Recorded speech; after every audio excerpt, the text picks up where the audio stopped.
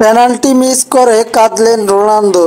স্লোভানিয়ার সাথে অতিরিক্ত সময়ের খেলায় পেনাল্টি পেয়েছিল পর্তুগাল। সর্বশেষ ১৩ পেনাল্টিতেই গোল করা ক্রিস্টিয়ানো রোনালদো আজ স্লোভানিয়া গোলকিপার ইয়ান ওবালকে ফাঁকি দিতে পারেননি।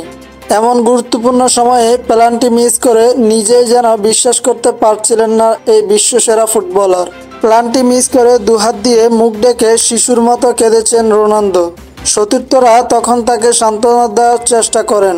অতিরিক্ত সময়ের খেলায় মাঝ বিরতিতে দলীয় স্টাফরাও রোনালদোকে বোঝানোর চেষ্টা করেছেন, তবে কিছুতেই যেন কান্না থামছিল না তার। অবশ্যই রোনালদো এই ভুলের দায় মোচন করেছেন টাইব্রেকারে।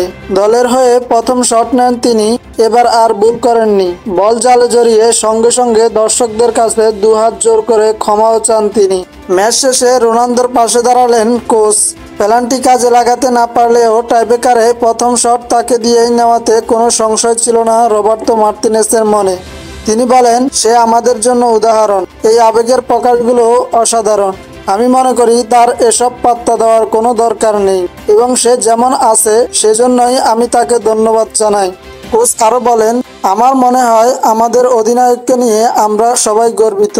সে যা করেছে গোটা ড্রেসিং রুমই তা নিয়ে উচ্ছ্বাসিত।